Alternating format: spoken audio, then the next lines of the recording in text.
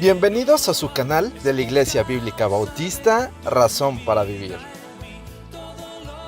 con el pastor Jared Suárez. Vamos a orar. Señor y Padre nuestro, gracias te damos porque pues tú nos has dado esta palabra y es una palabra que tiene promesa y bendición para aquel que lo escudriña y que lee este libro. Pedimos, Señor, que nos guíes a través de él, que nos des la sabiduría y el entendimiento, no solo para comprender lo que has escrito, sino para poner manos a la obra en nuestra vida. Señor, guíanos a través de este tiempo y que tu nombre sea glorificado a través de nuestras vidas. Y en el nombre de Jesucristo, amén. Amén. Podemos tomar nuestro lugar. Ahí tengo un PowerPoint que de alguna manera habla de lo que son las iglesias, ¿no? Esto dice Éfeso, la iglesia que perdió el amor, y acá nos dice el primer amor. Esmirna, la iglesia sufriente, una iglesia perseguida. Tiatira, una iglesia tolerante. Sardis, la iglesia muerta. Pérgamo me pasé, de verdad. La iglesia en compromiso. Tiatira, la iglesia tolerante. Sardis, la iglesia muerta. Filadelfia, la iglesia fiel. Y Laodicea, la iglesia autosuficiente. Tenemos la otra que dice, cómo está bosquejado, Éfeso es del 2, 1 al 7, era la iglesia apostólica. Y ahorita vamos a ver algunas cosas que son interesantes respecto a esto. Esta iglesia más o menos abarcaría lo que sería el año 33 al año 100 realmente después de Cristo. Es decir, allí se estipula un tiempo al 64, pero realmente es hasta el 100.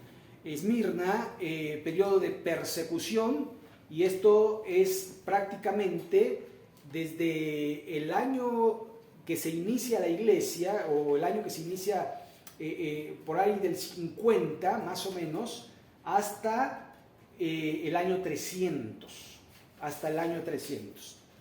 Después tenemos la iglesia de Pérgamo, que empieza precisamente del 300 o 313 hasta el año 600. Y ahorita les voy a explicar más o menos por qué. Tiatira, era media, es el del 606 a la Reforma, digamos, 1517. Sardis, Reforma Protestante, 1520 al 1750. Filadelfia, la era misionera, a partir del 1750 hasta el 1900. Y la Odisea, desde 1900, que es el periodo moderno, hasta que el Señor venga por su iglesia. Esto tiene, de alguna manera, quitamos esta, tiene algunas aplicaciones. Tiene por lo menos tres tipos de aplicación, las iglesias. Una es una aplicación a la iglesia, precisamente a la que está hablando, a la iglesia de Éfeso, a la iglesia de Esmirna y sucesivamente, ¿no? Pero también tiene una aplicación en cuanto a las eras, cómo ha suscitado la iglesia a través del tiempo, a través de la historia, cómo ha tenido repercusión y cómo se ha movido la iglesia en el tiempo. Y después una aplicación personal, porque si usted ve, allí dice, al que tiene oído, oiga.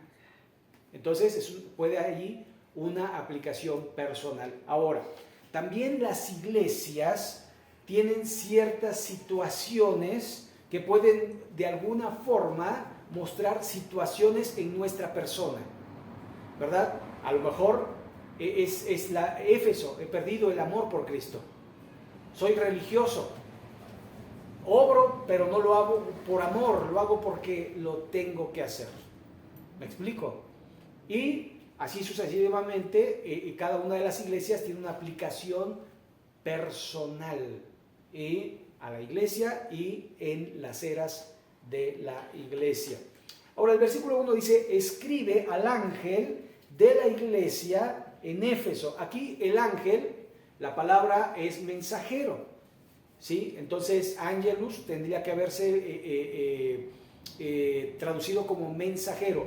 Escribe al mensajero de la iglesia en Éfeso. ¿Por qué? Porque para nosotros ángel, inmediatamente le ponemos alas, ¿cierto o no? Y pensamos que es un ángel literal, pero realmente es el pastor de la iglesia de Éfeso a la cual se le está escribiendo, al que lidera esta iglesia. Ahora, Éfeso no es cualquier iglesia, es una iglesia fundada por el apóstol Pablo. Y mire, en esa iglesia, en la iglesia de Éfeso, después de Pablo, estuvo Apolos, Timoteo, el apóstol Juan. O sea, era una iglesia que tenía una doctrina de 10, excelente. Era una iglesia que estaba fuerte, madura y que de alguna manera sostenía la palabra de nuestro Dios. Entonces, escribe al ángel de la iglesia en Éfeso, el que tiene las 7 estrellas, es decir, habla de Jesucristo, en su diestra. Las 7 estrellas, ¿se acuerdan? Eran las 7 iglesias, ¿verdad? El que anda en medio de los 7 candeleros de oro, dice esto, o sea, es Jesús el que está hablando. Ahora, ¿se acuerdan? El bosquejo de Apocalipsis son las cosas que has visto, capítulo 1. Las cosas que son, capítulo 2 y 3.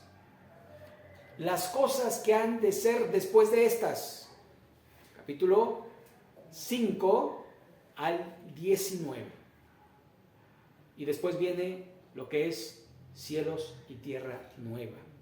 Así que estamos en la sección las cosas que son. Verso 2.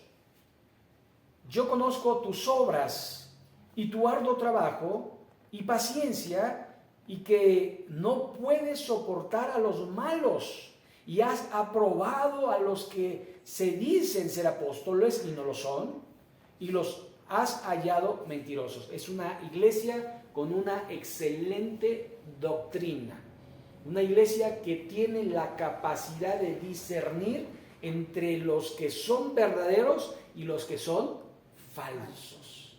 Entonces está alabando a esta iglesia por su doctrina. Verso 3. Y has sufrido y has tenido paciencia y has trabajado arduamente por amor de mi nombre y no has desmayado. Fíjese, aquí habla por amor a su nombre, que ha trabajado, que ha sufrido por amor. Pero curiosamente el siguiente versículo dice, pero tengo contra ti que has dejado tu primer amor. ¿Cuál es el primer amor? Es ese enamoramiento de Jesús.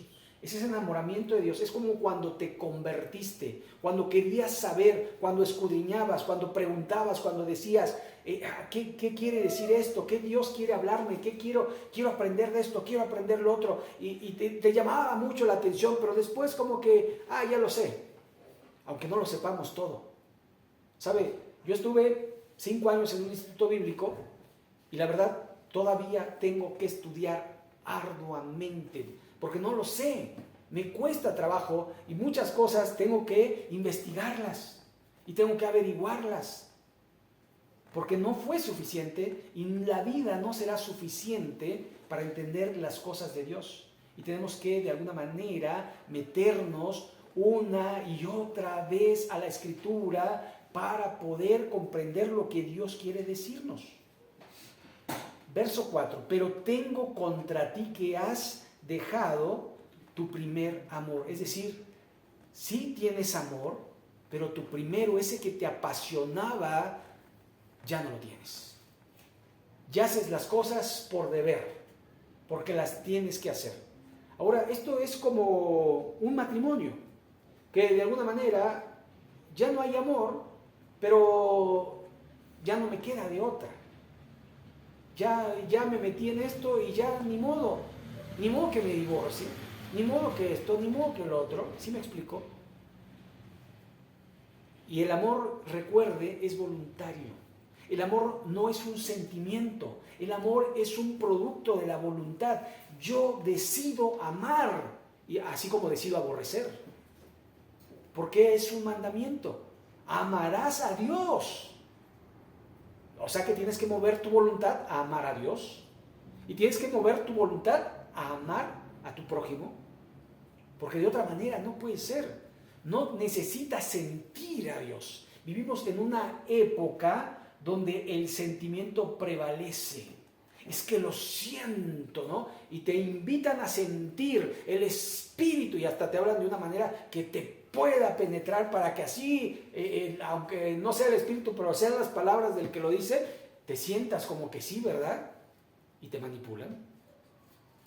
¿Por qué? Porque somos seres sentimentales y somos seres manipulables. ¿Sabe? Usted oiga una música triste y ¿qué va a suceder? Se va a poner triste. Usted oiga una música alegre y se va a poner alegre, porque somos manipulables en nuestras emociones. ¿Sabe que lo que quiere hacer un cantante es eso? Que usted sea manipulado y que le guste y que compre si no mueve sus emociones, ¿para qué sirve? Las películas, si usted viera una película sin la música, no sentiría lo mismo. Sin el sonido. ¿Por qué tuvo tanto éxito el cine hablado? ¿Se acuerdan que antes era el cine mudo? Pero después, cuando ya hablaba la persona y luego le ponían efectos sonóricos, ¿verdad? Y usted está viendo una película de suspenso y le ponen tan, tan, tan. Y usted, y se mete a la película por la música que le manipula. Y le da miedo, y le da alegría, y le sobresalta. ¿Por qué? Porque de alguna manera somos seres emocionales. Entonces, cuando se ha perdido el primer amor, es que he decidido no amar. No amar como antes. Recuerden, nosotros no somos seres que nos movemos por emoción, sino por convicción, y uno decide amar. Por eso el verso 5 le recuerda, dice, recuerda, por tanto, de dónde has caído. Ahora, me gusta mucho la forma en que el Señor Jesús exhorta. ¿Sabe? Yo no veo un Jesús airado. No veo un Jesús con la vara en la mano dándole de latigazos o de cinturonazos a la iglesia. Lo veo exhortando. ¿Y cómo fallamos en la vida cotidiana? Porque cuando vemos a alguien haciendo algo malo, en vez de exhortarle con amor, ¿qué hacemos? Nos enojamos y queremos hacer justicia cuando nosotros no somos los jueces. ¿Y cuánto nos falta del amor de Cristo para hablar a la persona con cariño y decirle: has dejado tu primer amor, recuerda por tanto de dónde has caído y arrepiéntete y haz las primeras obras, es decir, vuelve a los rudimentos que son la fe, el amor, la congregación, lo primero. No te alejes de lo que Dios ha puesto como cimiento en la vida cristiana. Y hace una advertencia: pues si no, vendré pronto a ti y quitaré tu candelero de su lugar si no te hubieres arrepentido. Si bien es amoroso, pero pone una advertencia. Pero de alguna forma, la advertencia nos ayuda a pensar que hay una consecuencia en nuestra acción, en nuestro accionar. Y no es una amenaza, es si no lo haces, esto va a pasar. Pero tienes esto, que aborreces las obras de los nicolaitas, los cuales yo también aborrezco. Y vamos a ver más adelante acerca de los nicolaitas, porque se mencionan posteriormente. El que tiene oído, oiga lo que el Espíritu dice a la iglesia. Es decir, si tú has perdido tu primer amor, arrepiéntete, vuelve al Señor, aviva el fuego que hay en ti, aviva ese amor por Dios, aviva ese amor por la iglesia, aviva ese amor por la palabra, aviva ese amor por la oración, aviva ese amor para hablarle a otros de Cristo. Eso no depende de nadie más que de ti. Eso solo lo puedes hacer tú. ¿Sabe? Muchas veces queremos que nos lleven de la mano, pero ya estamos grandecitos, ya hemos sabido, ya tenemos años en la vida cristiana, ya sabemos cómo andar. Ya nadie nos puede decir lo que es malo o lo que es bueno, porque ya lo sabemos. Ahora lo que tenemos que hacer es volver a ese primer amor.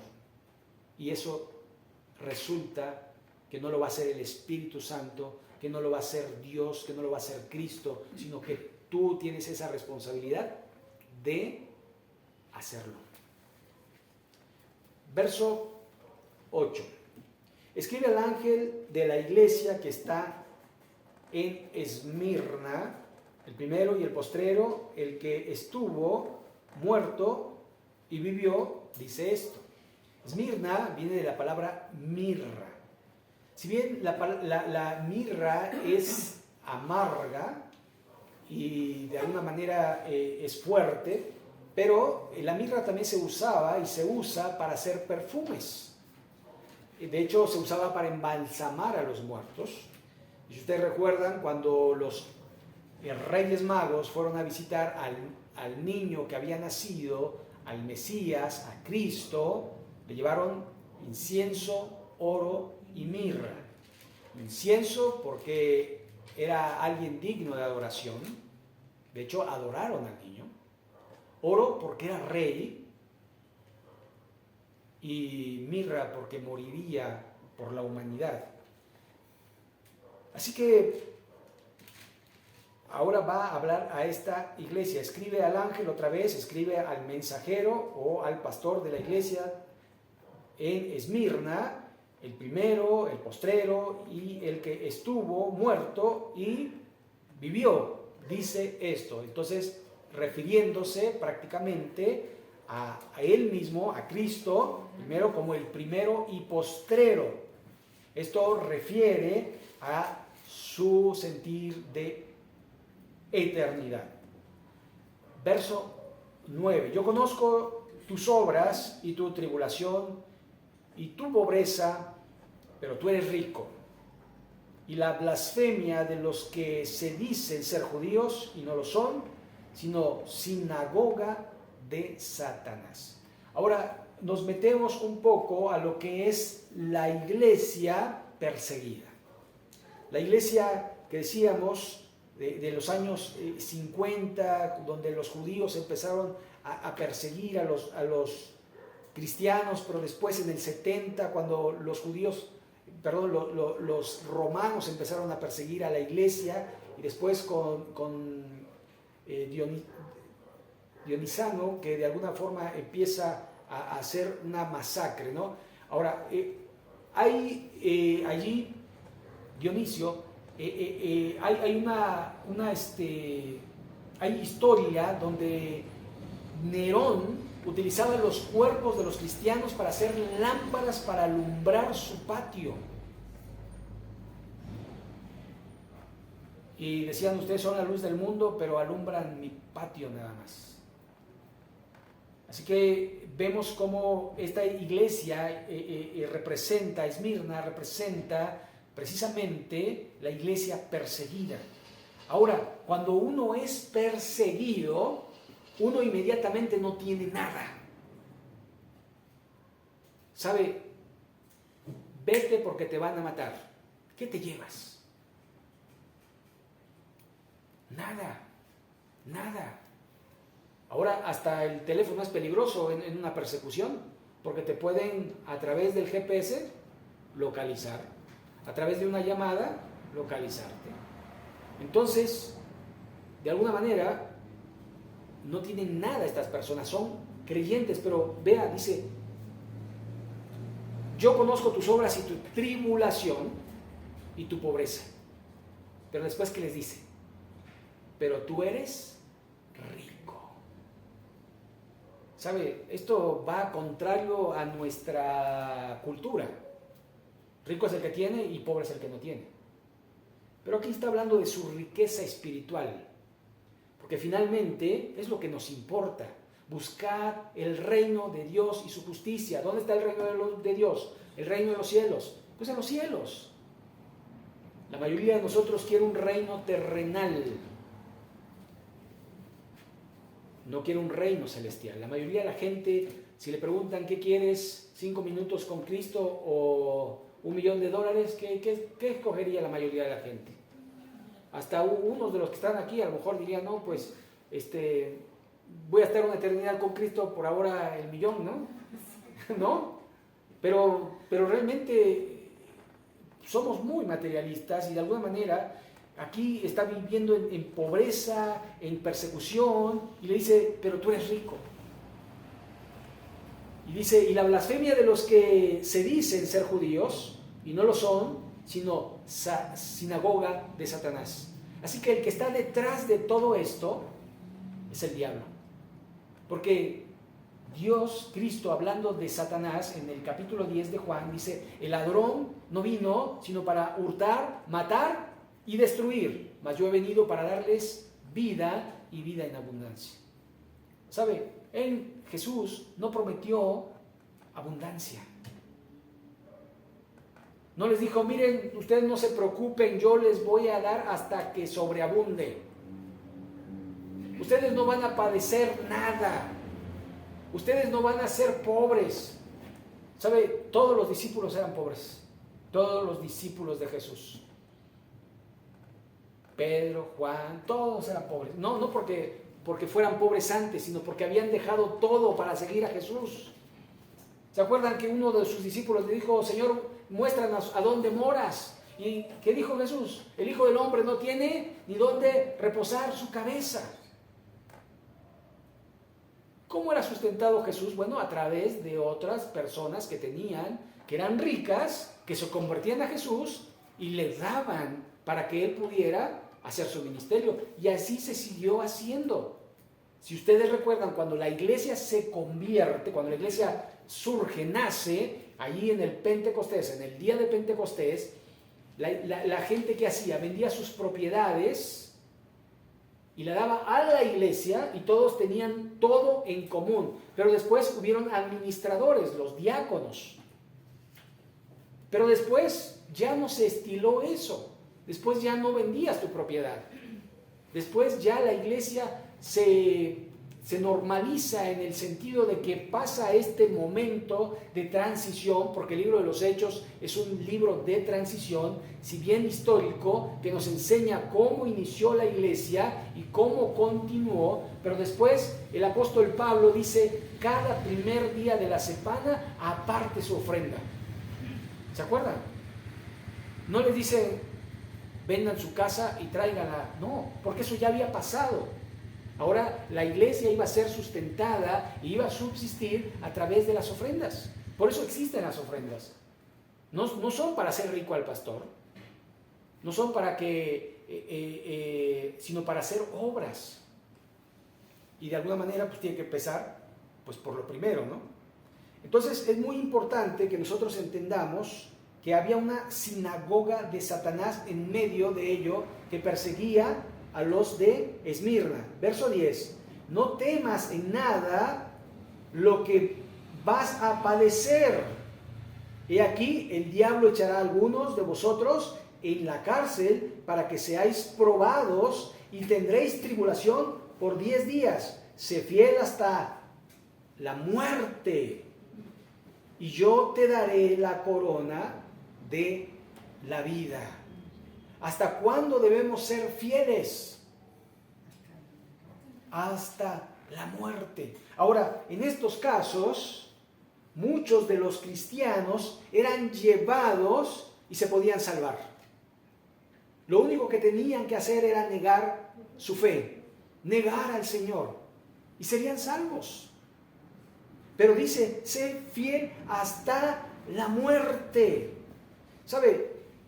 Es fácil decir que uno está dispuesto a morir por Jesús. Pero si uno está en la fila de los que están siendo martirizados, uno tendría cierto temor, cierto nerviosismo. ¿Sabe? En nuestros tiempos, en algunos países, se estila la pena de muerte.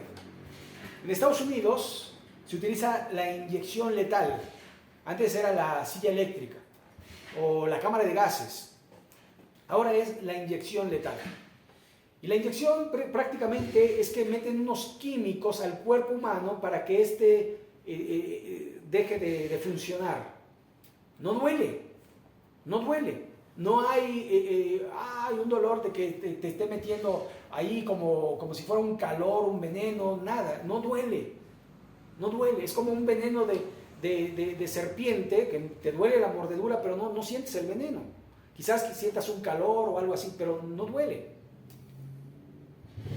Pero la gente, antes de ser llevada al lugar donde va a ser sacrificado, empieza a poner resistencia. Porque no quiere morir, pero no quiere morir por el sentido de que no sabe a dónde va a ir. Si hay vida después de la muerte.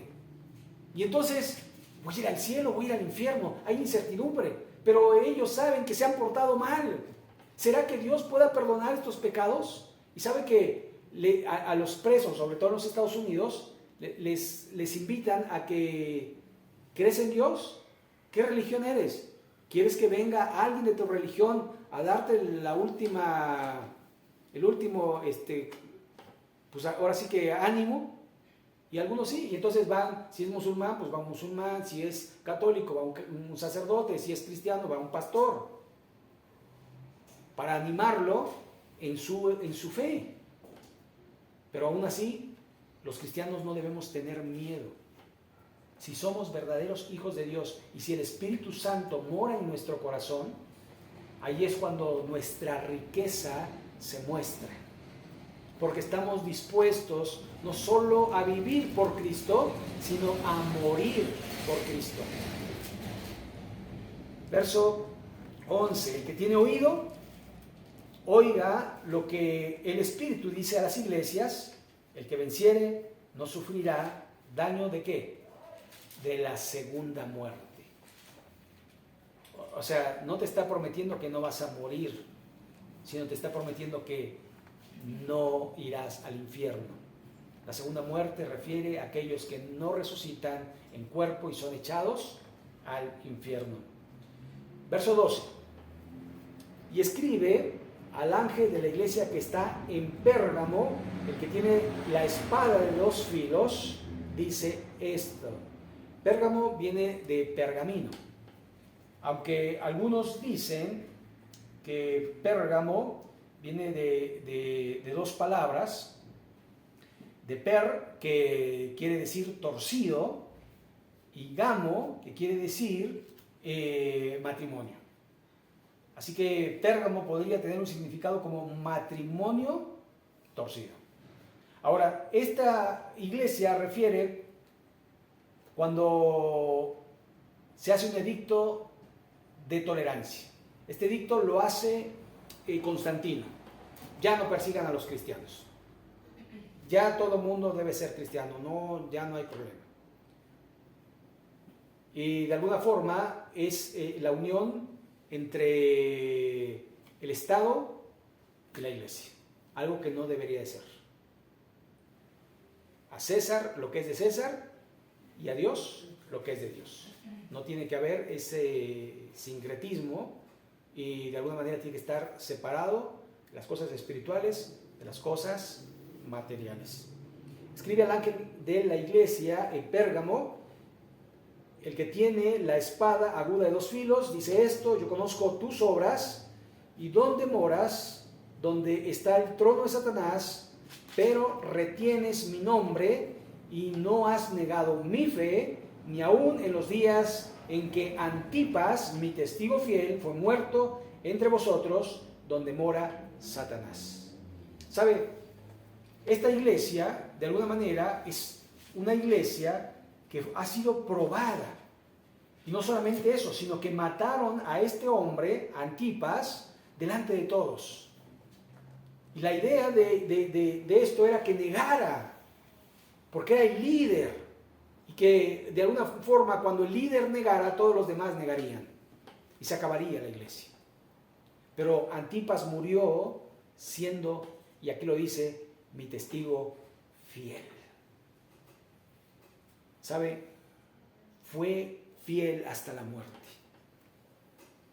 Yo no me imagino, la verdad he querido imaginarme en muchas ocasiones qué pasaría si me pusiera una pistola en la cabeza o alguno de mis hijos o de mi esposa que diría niega al Señor Jesús y van a seguir vivos. Qué difícil.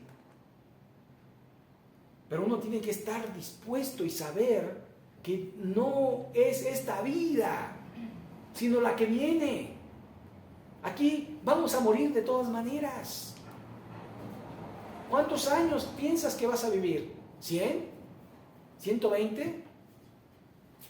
¿Sabe? Eso es ya exagerando, ¿verdad? Vamos a morir. Pero dice, sé fiel hasta la muerte. Sé fiel porque aún si no mueres en manos de los perseguidores, vas a morir. Tarde o temprano, sea una enfermedad, sea un accidente o sea de viejo. Pero vamos a morir.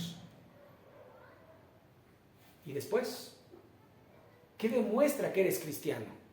¿Decir que eres cristiano? ¿Ir a una iglesia? ¿Leer la Biblia? ¿Orar? No, ser fiel hasta la muerte. Ser fiel hasta la muerte. Y eso te hace un verdadero cristiano, que estés dispuesto no solo a vivir por Cristo, sino a morir por Cristo. Así que sigue diciendo el texto, verso 14, pero tengo unas pocas cosas contra ti, que tienes allí a los que retienen la doctrina de Balaán, que enseñaba a Balac a poner tropiezo ante los hijos de Israel, a comer de las cosas sacrificadas a los ídolos y a cometer fornicación. Una iglesia muy particular, una iglesia que prácticamente era una iglesia mundana. Ahora, si ustedes recuerdan la doctrina de Balaam, ¿quién es Balaam? Bueno, cuando los israelitas iban a pasar por el territorio de Balac, estos no lo dejaron porque decían, no, es que van a comer nuestras cosechas, van a hacer desastres, a lo mejor nos están engañando y nos van a matar y no quisieron. Entonces, Balac contrata a Balaam, un verdadero profeta, y lo contrata para maldecir a Israel. Y le dice, oye, ¿sabes qué? Yo te voy a dar dinero y vas a maldecir a Israel. Entonces Balaam hace lo correcto y va a consulta a Dios. Y Dios le dice, ni se te ocurra, no puedes maldecir a mi pueblo. Entonces Balac dobla la oferta. Y dice, te voy a dar más. Solo maldícelo, lo único que tienes que hacer es maldecirlo. Y es la historia donde Balaam se sube a la mula y la mula ve a un ángel en medio del camino. Y la mula trata de detener a Balaam, pero Balaam no se detiene porque él no ve al ángel. Y empieza a golpear a la mula y la mula habla. Y le dice, ¿por qué me golpeas? Y entonces fueron abiertos los ojos de Balaam y desistió de ir a maldecir al pueblo de Israel. Sin embargo, Balac dice, tienes que maldecir al pueblo de Israel. Entonces lo lleva allí a un monte y va pasando el pueblo de Israel y en vez de proferir maldición empieza a bendecir. Balaam empieza a bendecir a Israel y lo bendice hasta en 3 ocasiones. Y aún hasta habla del Mesías en una de esas bendiciones. Y curioso, porque Balac se enoja y dice, oye, te contraté para que los maldijeras y los estás bendiciendo. Y es que no puedo. Yo quiero hablar y Dios habla a través de mi boca y da pura bendición a Israel. Pero entonces viene la doctrina de Balaam. Y le dice, pero ¿sabes cómo puedes hacer que caiga maldición en el pueblo? Agárrate a las muchachas bonitas de tu pueblo y ofreces a los israelitas. ¿Sabe? Dios había prohibido que se juntaran con los de las otras naciones. Pero estas mujeres eran bellas.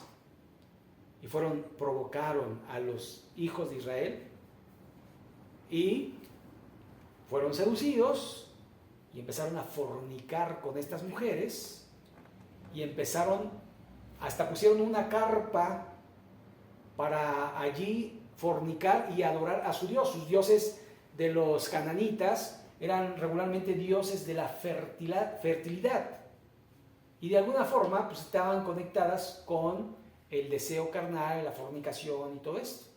Entonces ellos adoraban a Dios fornicando, a su Dios, al Dios de los cananeos. Y hubo una gran mortandad en el pueblo de Israel. Hasta 24,000 gentes murieron ahí. Hasta que alguien tuvo celo por Dios y traspasó a una pareja en plena fornicación y se acabó la maldición ahí. Pero aprendieron la doctrina de Balaam, fornicación y adoración a otros dioses. De eso está hablando que estaba sucediendo en la iglesia. Esto sucede en una iglesia idólatra, donde hay de alguna manera este tipo de prácticas, donde se permite todo. Lo único que tienes que hacer es traer tu ofrenda y se acabó. Y te pongo a hacer unos rezos y se acabó. Está hablando prácticamente de la iglesia que se unió con el Estado y que de alguna forma empezó a ver dentro de la cúpula este tipo de prácticas. Y lo sabemos porque si leemos la historia, y no me refiero a la historia de la iglesia fiel, sino a la historia de la iglesia católica, vamos a encontrar este tipo de prácticas. Ahora, no refiere de alguna manera a una iglesia en particular, sino que en esta iglesia puede haber este tipo de prácticas.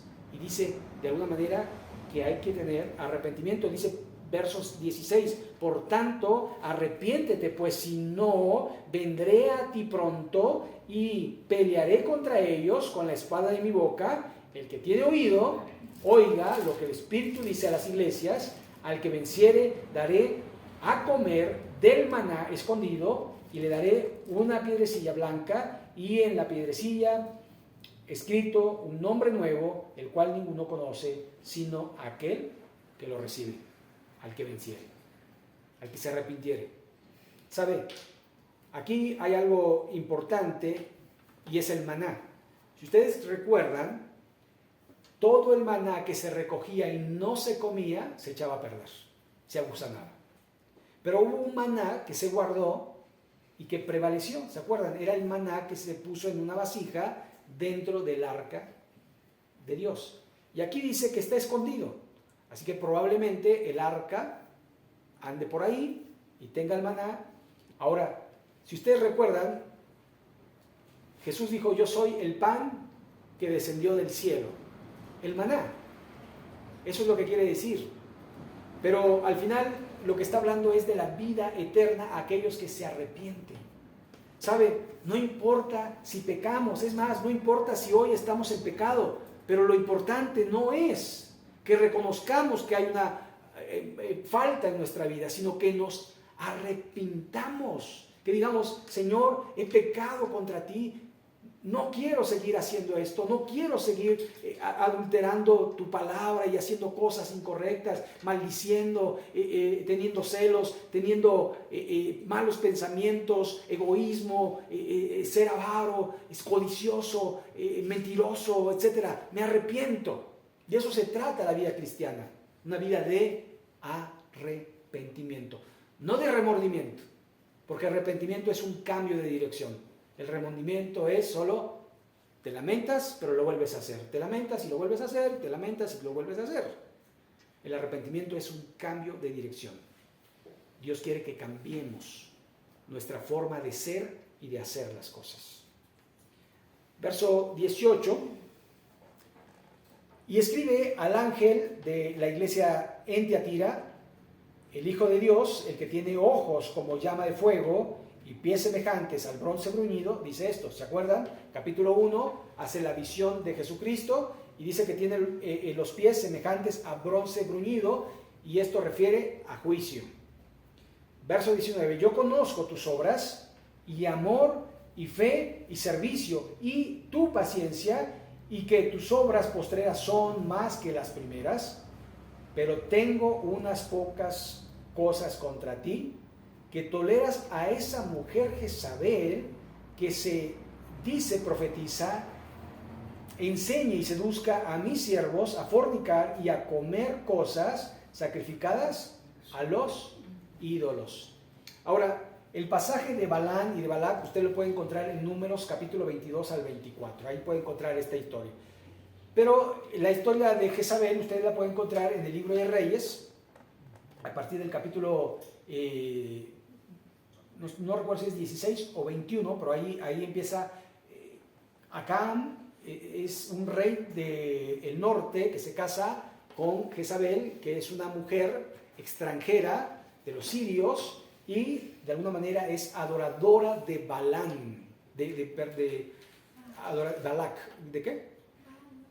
de Baal, adoradora de Baal. Esta es una mujer perversa, es una mujer que asesina, es una mujer que quiere matar a Elías, precisamente, al profeta de Dios. Pero esto refiere a la iglesia, de alguna manera, del 600 hasta el 1500, hasta la Reforma 1517. Es cuando, de alguna forma, se seculariza la iglesia, donde se hace oficial la iglesia, y de alguna manera hay este tipo de perversión dentro de la iglesia. Jezabel refiere a una mujer que dice que es profetisa, es decir, ella tiene la palabra, ella tiene la palabra, la última palabra, y también es una mujer que seduce. Una de las cosas que a mí me maravillaron era historias que están documentadas acerca de las monjas, que eran las esposas de Cristo. Y tengo un tío que es arqueólogo, y una vez trabajó en un colegio de niñas del siglo XVIII, Ciudad de México, y en mis vacaciones me invitó a trabajar para hacer algo de dinero. Y entonces él me enseñó cómo estaba construido, todo lo que era su arquitectura y demás. Y había ahí un sótano donde había un pasillo que llevaba a una bóveda. Ahí encontraron cientos de fetos. Esa bóveda tenía una puerta que tenía otro pasillo que conducía a un monasterio. Entonces, las del colegio de niños se veían, salían embarazadas y abortaban ahí. Nadie sabía nada. Era todo dentro, porque era un internado. Pero no se podía saber nada. Pero la evidencia no miente. Y ahí está. Y a mí me tocó verlo de primera mano. O sea, no me lo dijeron. Y creo que de alguna manera tiene que ver con esta Jezabel, que son prácticas totalmente torcidas dentro de la cúpula religiosa. Dice el verso 21, y que le ha dado tiempo para que se arrepienta, pero no quiere arrepentirse de su fornicación. Es decir, Dios es un Dios paciente. Dios es un Dios paciente y te dice, arrepiéntete, arrepiéntete, arrepiéntete, no sea que vaya a venir la consecuencia. Pero después sigue diciendo el verso 22, he aquí, yo la arrojo en cama y en gran tribulación a los que con ella adulteran, si no se arrepienten de las obras de ella. Y empieza a haber enfermedades. ¿Sabe que muchas de las enfermedades de transmisión sexual son por perversión? El SIDA es por perversión. Era un virus que le daba al mono, pero los hombres quisieron cohabitar con el mono para ver si se rompía la regla y tenían un monito, hombre mono. Y después la enfermedad la enfermedad rosa le decían al SIDA, porque le daba a los homosexuales. Y después, obviamente, como esto es todos contra todos, pues empezó a afectar a demás personas, a heterosexuales, y a bisexuales, y a homosexuales, y a todo el mundo. Ah, no, pero ya hay una cura, no pasa nada. Es decir, sigamos con la fiesta. No se quiere arrepentir, la gente no se quiere arrepentir. La gente está buscando la cura para todas las enfermedades, pero no se quiere arrepentir. Muchas de las enfermedades de transmisión sexual son precisamente por perversión del ser humano, por no estar dentro del régimen que Dios puso. ¿Y cuál fue el régimen? El matrimonio. El matrimonio, una sola pareja. Pero ¿qué dicen? No, pues es que y vamos para acá y vamos para allá y luego enfermedad, enfermedad, enfermedad, enfermedad. Y eso es consecuencia del pecado. Así que dice, y a sus hijos heriré de muerte, y todas las iglesias sabrán que yo soy el que escudriña la mente y el corazón, y os daré a cada uno según vuestras obras. Si tus obras son buenas, tendrás buena consecuencia, pero si tus obras son malas, mala consecuencia. Pero a vosotros y a los demás, verso 24, que están en Tiatira, a cuantos no tienen esta doctrina y no han conocido lo que ellos llaman las profundidades de Satanás, yo os digo, no os impondré otra carga. ¿Sabe? Los que no cooperan con ese tipo, ¿sabe? Uno puede ver la perversidad en la iglesia y uno simplemente agarrar y decir, esto no es de Dios. ¿Sí me explico? Dios nos ha dado ese discernimiento para saber, no es, es que son seres humanos, es que son hombres, es que todos pecamos, no podemos justificar el pecado, tenemos que agarrar y apartarnos de ese lugar donde no se honra y no se glorifica el nombre de Dios, no se sigue la doctrina, no se sigue la palabra, y por eso posteriormente viene la reforma. Dice verso 25, pero lo que tenéis, retenedlo hasta que yo venga.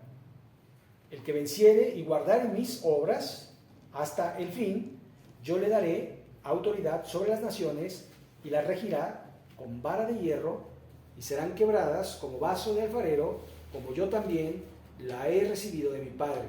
Y aquí está dando una promesa para aquellos que retienen las cosas, la doctrina. Se refiere a lo que Dios ha dado. Doctrina significa lo que ha sido dado. Y lo que se ha sido dado es esto. El que lo retiene, retenga la palabra prácticamente. Es lo que dice. Y entonces un día vas a gobernar con Cristo. Porque en el milenio Cristo regirá con vara de hierro. Verso 28. Y le daré la estrella de la mañana. La estrella es la primera estrella que sale, la estrella de la mañana es la primera que sale en el amanecer. Pero no creo que le vaya a dar una estrella en sí, sino que de alguna manera va a tener galardón. El que tiene oído, oiga lo que el Espíritu dice a las iglesias. O sea, el que le entienda. De alguna manera está diciendo, si tú quieres, hazlo. Si no quieres, no lo hagas. Todas las cosas nos son lícitas, pero no todas nos convienen. Y de alguna manera hemos de elegir la mejor parte, la que nos conviene. ¿Sabe? Necesitamos saber que si hay un pecado en nuestra vida, tarde o temprano saldrá a la luz. Porque Jesús lo sabe todo. Y no podemos escondernos de su presencia, no podemos esconder nuestras intenciones delante de Dios. Por eso dice, arrepiéntete, por eso dice, apártate, por eso dice, cambia, por eso dice, no sigas. porque tarde o temprano el pecado está a la puerta y nos va a alcanzar. Así que el que tiene oídos para oír, oiga. Y Dios quiere que seamos santos en toda nuestra manera de vivir. Así que hasta aquí le vamos a dejar. Dentro de 15 días seguiremos con el mensaje a las 7 iglesias, que son las cosas que son. Vamos a orar. Les invito a ponernos en pie para terminar. Bendito Padre Celestial, te agradecemos porque eres bueno. Gracias porque nos muestras tu palabra. Y yo sé que es mucha información y que en tan poco tiempo pues se puede ver solamente pues un brochazo de las cosas que son, pero te rogamos que lo poco que pongamos en nuestro corazón lo podamos retener, que no lo desechemos, sino que permanezcamos en ello hasta que tú vengas en tu segunda venida. Señor, gracias por tu palabra, gracias por mis hermanos. Te ruego una semana bendecida para cada uno de ellos, que tu nombre sea glorificado y sea conocido a través de sus vidas. Pedimos, Señor, que sigas hablando en nuestro corazón y que tu palabra, que no vuelve vacía, dé fruto para la gloria tuya, y en el nombre de Cristo Jesús. Amén.